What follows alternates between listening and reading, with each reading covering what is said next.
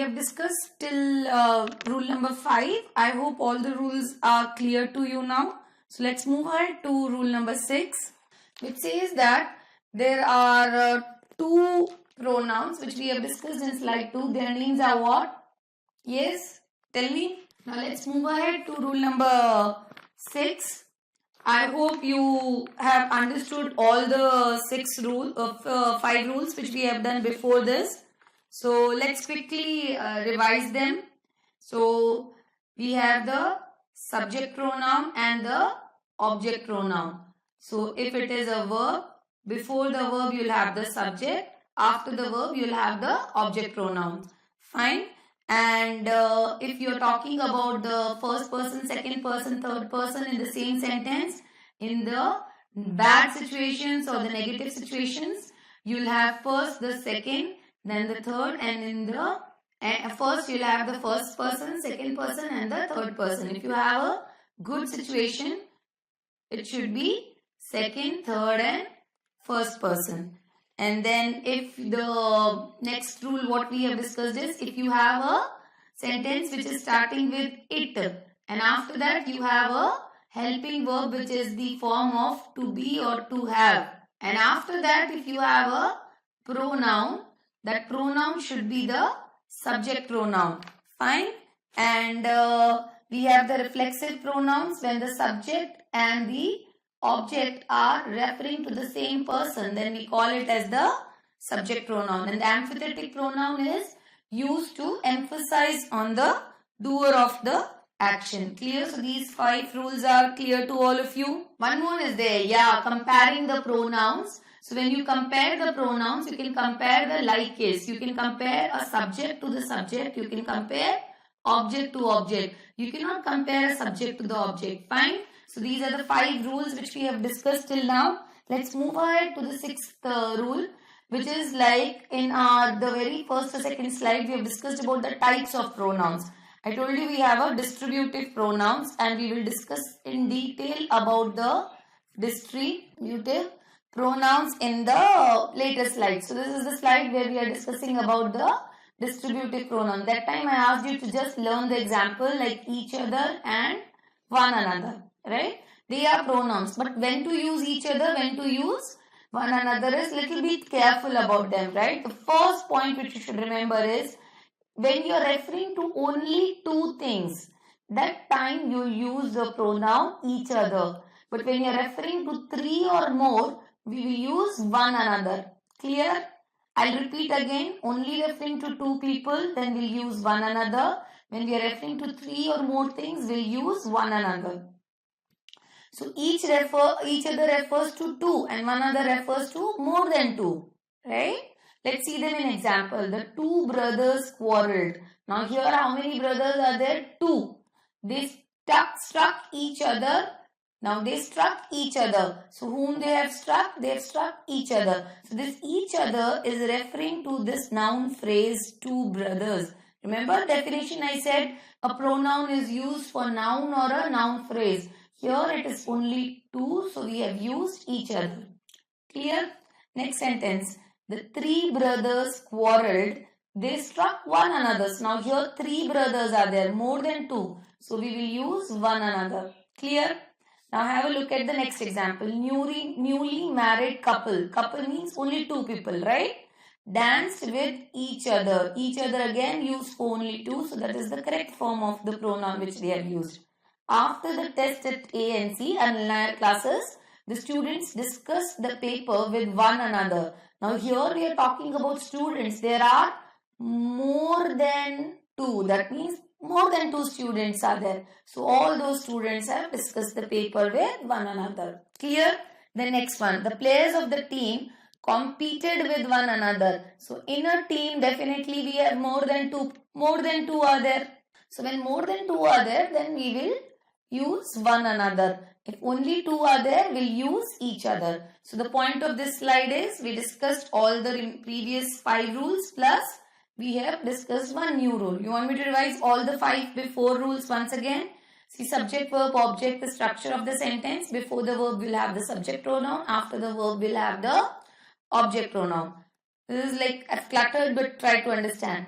Number 2, when we are talking about the bad situation, then it will be first, second and third person. If it's a good situation, we'll talk about second, third and first person. Now after the verbs to be or to have, right? If the sentence is starting with it, after that you have to be or to have form of the verb, then the pronoun which comes immediately after that verb will be in the subject format. Reflexive pronouns, when the subject and the object are same, we'll use the reflexive pronouns. Next, distributive pronouns, when we are referring to two, we'll use each other. When we are referring to three or more, we'll use one another. Fine. I'm sure all of you are thorough with these rules. Remember them because they will help you to solve a lot of questions, right? And our aim is to get maximum number of questions correct. And this is possible only when you understand the rules and the concepts very clearly. Next one. Now to avoid the repetition of a singular noun, remember we have discussed about the demonstrative pronouns. What are the examples we discussed? I divided them also into singular and the plural forms. Now, singular, this is singular, that is also, this is singular, that is also singular. These and those are the plural forms, right? So these demonstrative pronouns, if you're referring to the singular noun, right, which is far away, we'll use that. If you're referring to a plural noun, you'll use those. Very simple. If you know this, that, these, those, that this is singular, that is also singular, these and those are plural. This is for the nearby things and that is all for that and those are for the far away things. That's the only difference, but this, that singular, these, those, plurals. If you're referring to singular things, then you use this and that. If you're referring to plural, then you'll use these and those. If you're referring to nearby things, we'll use this and these. If you're referring to far away things, so remember that also. There's no harm in learning. So this and these is for nearby. That and those are for far away things. Those concepts, whatever we did in the slides where we were discussing about the kinds of pronouns, that only we are little elaborating and they are putting it like a rule over here, right? This is something which we've already learned. You know it. For the singular things, you have to use the pronoun that. For the plural things, you have to use those. Clear? Now, let's have them in the example. The population of China is more than the population of India. Now, you don't want to use the word population again, right? And the population of China and India are very far away. Remember, they are not very closely placed. So, what we are using, the population of the population of China is more than that of India. So, now instead of using the word the population, what we have used the phrase pronoun that, because they are referring to singular thing and the population is singular, right? Remember, TION. We have learned this in the noun chapter that anything which ends with shan is always singular. Collective noun used as singular. So that is why we are using that. Don't think that population, lot of people are there. Yes, lot of people are there, but collectively that is called as the singular noun. So when you are referring to a singular noun, then you have to use that only. And why we are using that? Because we are referring to a far away thing, right? Now next you see, students of ANC are far better than the students of any other center, right? The students are many students over here. More than one students, plural noun. So when we are referring to the plural noun, the students, we will use the pronoun those. So if I want to remove this, I should remove because it's repetition of noun over here. So to avoid the repetition of the noun, we should use pronouns. So how the sentence will become? The students of ANC are better than those of any other center. ANC is Anil Nair classes and they are, right? I'm not just saying like that, you know. Fine, let's move ahead to the next slide. So, relative pronouns. Now, what are those relative pronouns? I told you the example. Who, which, that, whose, whom, right? These are all your relative pronouns. They are used to tell us more about a person or a thing. Like these are the examples, right? Who, whom, that, which, whose. Now let's see the example. My mother, who was a working woman in the 60s, is an extremely hard-working lady. Now the word who over here is telling me something more about the word mother, right? It's a pronoun, but it is giving me joining the word mother with another phrase over here, group of words, that she was a working woman in 60s. She is a extremely hardworking lady. So I just said my mother is an extremely hardworking lady. Fine. But how? What is the proof over here? What exactly the information I'm giving to support that, right? Or telling me more about my mother is that she was a working woman back in 60s also, right? And how this information is joined? It is joined with the help of who. And again, however I'm telling you this, that is fine. But you remember that the same word who could be used as an interrogative pronoun also. If I say, who are you? I'm asking a question. Now in this sentence, who is an interrogative pronoun? So don't get confused. Ravi Sharma, who is 62, has just retired. So now the word 62, what is the connection between Ravi Sharma and 62? That Ravi Sharma's age is 62. Now which word is helping me to know that? So the word who is a pronoun, a relative pronoun, is showing me the connection between the noun Ravi Sharma and his age 62, that Ravi Verma retired at the age of 62 only. Fine. Now this is the artist whose paintings sell for millions in the international market.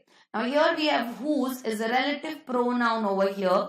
Now what is whose doing? It's showing me the connectivity or relationship between the artist and the paintings. So this word whose helps me to know that these paintings belongs to this particular artist. This artist has actually painted these. So these paintings belongs to artist. This particular artist. Whose is showing me the connection between the two. So it's a relative pronoun. Now if I say whose paintings are these? I'm asking a question. So here in this particular example, whose is a interrogative pronoun. So don't get confused. I again say, I've been saying from my very first lecture that we are learning grammar. We are trying to understand the grammar in terms of functional concept, right? In your competitive exam, nobody will ask you to give the definition. Okay, fine, give me the definition of relative pronoun. Give me the definition of demonstrative pronouns. All that you have learned in your primary school level, right? But now all of you are grown up. You are applying for a job, right? You want to go and work somewhere. That's the reason you are applying for, like you're going to take some competitive exams. No matter which exam it is, they are going to test this grammar in terms of functional aspect. Whether you are able to identify the difference, or like when parrot you are learning who, what, whose. You have learned as the example of interrogative. So fine, they are always going to be interrogative. No. They are relative pronouns also. They are interrogative pronouns also. In context to the sentence, what that sentence, that word is doing. What is the function? Whether it is showing the relationship between a noun or a pronoun and another group of the words, or is it helping me to ask a question? If it is showing the relationship, then it's a relative pronoun. If it is helping me to ask the question, then it's an interrogative pronoun. I hope the point of this slide is clear to all of you. Yeah? Fine. Let's move ahead to the next slide. Till rule number 8, all of you are thorough. Yes? Yes. Now, who and whom, they are also relative pronouns. Now, this also majority of people will make mistakes. Now, who is the subject pronoun? Always remember, who is the subject pronoun and whom is the object pronoun. Nothing else. No if and but. Who is subject, whom is object. That's it. Now, if it is a subject, who will always be placed before a verb. So, remember the first point. Who always before the verb. We've already done, right? That subject will always be before the verb. Remember that equation which I told you will have the subject, verb and object. Been teaching you from the very first slide. So verb, before the verb you will have the subject, right? And after the verb will have the object. Yes? Remember this. This is the key point. This is always very, very important equation you can say, right? So if who is there, who will always be before the verb. And it is always used as the subject pronoun. Whom is always used as the object pronoun. It could be the object of a preposition or object of, right? It will always be the object of preposition. Second one, whom will always be after preposition. Fine.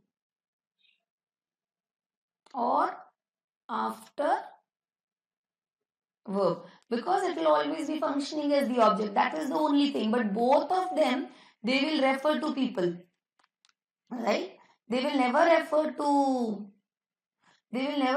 to anything or something. They'll only refer to persons or people. Now let's see the examples. He is the man whom the police arrested last night. So is the verb. Who is the man? He. He is who? He is the man. Right? The man whom. Whom is placed where? It is placed after the verb. And here it is acting as the relative pronoun.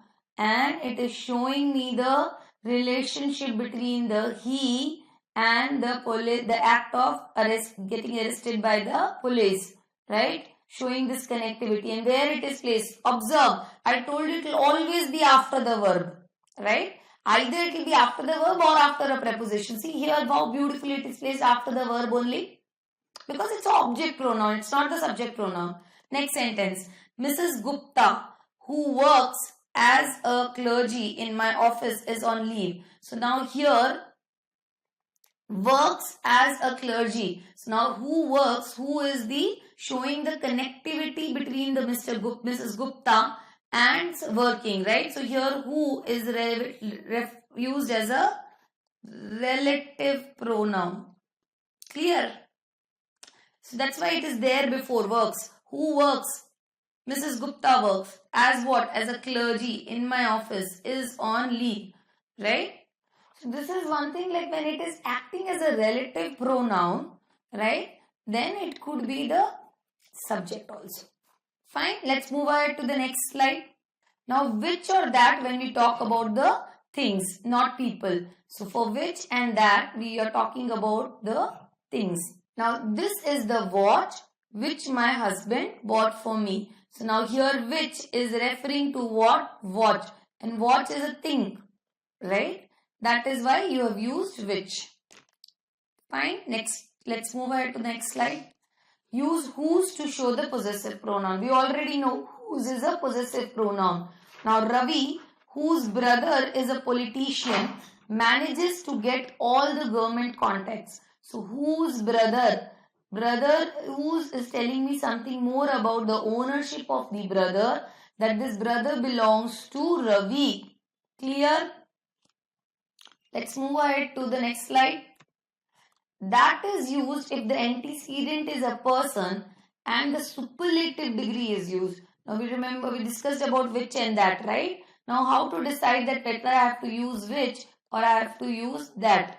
Now for that, if the antecedent is a noun to which your pronoun refers, it's referring to a person and that person also is having a superlative degree. And that time only we'll use the that. Now the most beautiful woman, this is in the superlative degree, the most beautiful that I have ever met. So now that is referring to a person.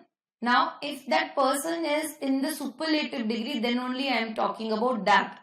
And the previous slide we have discussed that which and that refers to people, right? But in that also there is some exception. It's an exception to that rule which we have discussed previous. That when that can be used for the person. If that person is in the superlative degree, then we will use the word that. See, Mrs. Gupta is the most efficient teacher. So now the most efficient teacher is the superlative degree adjectives. So these adjectives, the most efficient teacher, which is a noun. Now that is placed before the noun which is present in the superlative degree. That is why we are using that over here. So Mrs. Gupta is the most efficient teacher. That teaches maths to the senior section. Why we have used that? Because it is referring to the teacher who is in the having the superlative degree of adjectives, the most efficient teacher. Clear? Let's move ahead. It's an exception. Rest all the cases that will be used for things. Clear? Now, if all is used for persons, the relative pronoun will be who. Now, let's remember, if all is there and it is referring to persons, then the relative pronoun which you will use will be who. Now, if all is referring to things, it's referring to things, then the relative pronouns which you will be using will be that. Remember? And it goes back to that same thing. Who refers to people, that refers to thing. But there are certain exceptions also. So you have to learn them like rules, right? So let's see. Who all who are appearing for exam on Sunday should inform the principal right now. Now all over here is referring to whom? So it's referring to persons or people who are appearing for exam. Things cannot give exam, right? People only can give exams. So that is the reason we have used who over here. Clear? Now all that appears before the eyes need not necessarily be true. So now appears before the eyes. Now people is there. Here what we are talking about in context. Yes, of course I know people also can appear before our eyes. But in this sentence we are referring to things or the concepts which are appearing before our eyes. That is why we have used that to refer to all. Now all that they did for the marriage preparations. So now here this all is referring for all the things which they have done for the marriage preparations. Preparations is what? It's things, right? Not referring to people. That is why we have used that over here. It's things. Clear? So very simple. The point of this slide is, if all is used as a pronoun and if that all is referring to people or person, right, then we can use who. If all is referring to things, we will use that. Clear? Let's move ahead to the next slide. Now relative pronoun that, lot many things are there, is used with everything, nothing, the only, any, all, everyone, none, nobody, much, the same, little, the few, etc. So these are the words. With them the word pronoun that will be used. This that we already have learned so much about it. So they'll ask you, the question they will say either that or something else. But if this that is present along with everything, nothing, though, only, all, everyone, none, nobody, much, same, little, few, then we have to use that only. This is the only branded shirt that I have. So now how superlative degree is only one. So here only also is referring to only one, right? That is why I have used that. The little rain that took place was the great help to the farmers. Now here that is referring to the little rain, right? So that is why this that is there. Clear? Let's move ahead to the थोड़ा याद करना पड़ेगा. You have to memorize this, right? Read this slide, go through this slide, this concept at least in a week, at least 3 times. If you will read, that will be sufficient. But don't read at a time, only sit and reading the 3 times. No, that way it doesn't help. Let's move ahead to the next slide. Now we have the possessive pronoun like mine, ours, yours, his, hers, and theirs. Now they will never be used directly before the nouns. Possessive adjectives will be used. Another set of possessive adjectives are there. Will be used before the noun directly, like my, yours. So I told you, like if you have, you can say my book, our book, your book, her book, their book. These are all the possessive pronouns. But when I say this is dash. So here whatever the words you can put, these are the possessive pronouns. Like this book is mine. This book is yours. This book is his. This book is hers. This book is theirs. This book is ours. So they will always be coming after the verb. But when I say book and then I'm filling the blank before the book, I can say this is my book, right? This is your book. This is his book. This is their book. This is our book. We've already done it in the first slides. So his is used as a possessive pronoun as well as the possessive adjective. Now, her house is located in sector 13 in Hisar. Now, can you say hers house? No. You will just say her house. Because it's a noun. Before the noun, if you're using the possessive adjectives, then it will be her. So, when they are used before the noun, we call them as the possessive adjectives. But if they are used after the verb, then we just call them as possessive pronouns. So, her house. So, here you see how beautifully we understood the concept that here the her is a pronoun. It's a possessive pronoun, but it is functioning as possessive adjective. Theirs father. So, father is a noun. Before the father, if you are putting a possessive pronoun, it cannot be theirs. It has to be their. We need a possessive adjective over here. Their father works in bank. That is fine. We cannot say theirs because theirs will come after the verb. Clear? Do not use apostrophe with the possessive adjective. Now, something which you have learnt in your primary school when we used to write applications, yours faithfully. And our teachers always used to say this is wrong. The correct form is yours, right? Yours, theirs. See, ours, hers. We are putting a S after them. But that doesn't mean that we'll put the apostrophe plus S, because apostrophe plus S, the use of this apostrophe plus S is to what? To show the possessiveness, right? Or the ownership, right? For this only we use the apostrophe plus S.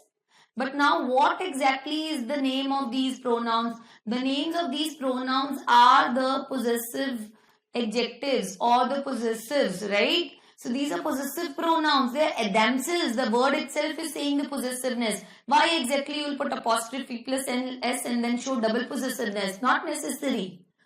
Somebody's ownership will remain ownership only. By saying twice, it will just be wrong grammatically. That's called redundancy. That is why we cannot put it. Because they themselves are possessive adjectives. The name itself says that they are showing the ownership. We don't need the help of apostrophe plus S to show the possessive case. Clear? Fine. Let's move ahead to the next slide. Now, if one is used as the subject of the sentence, then one's and oneself will be used in the sentence and not him and himself. Yes, of course.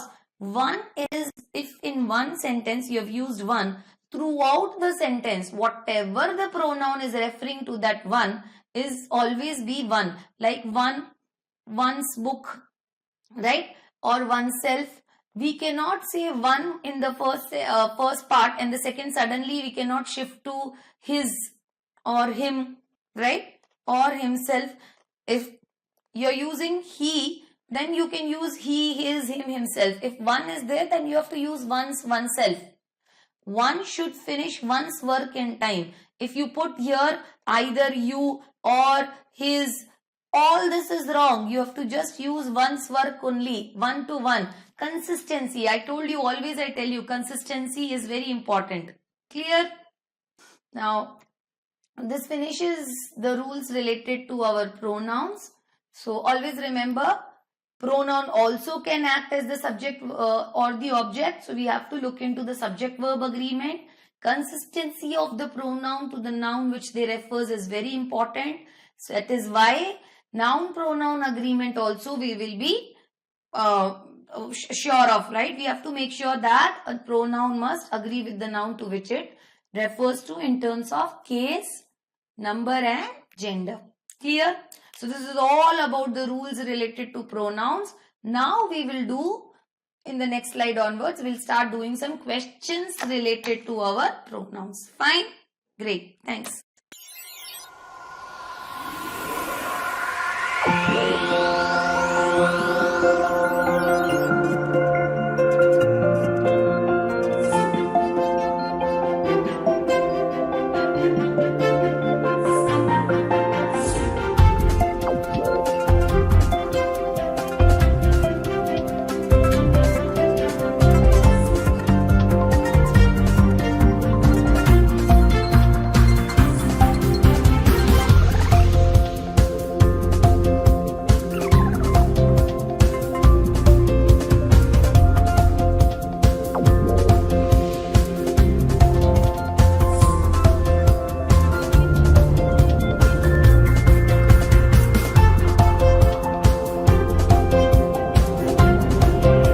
You can learn any subject, anywhere, any place, and on the go.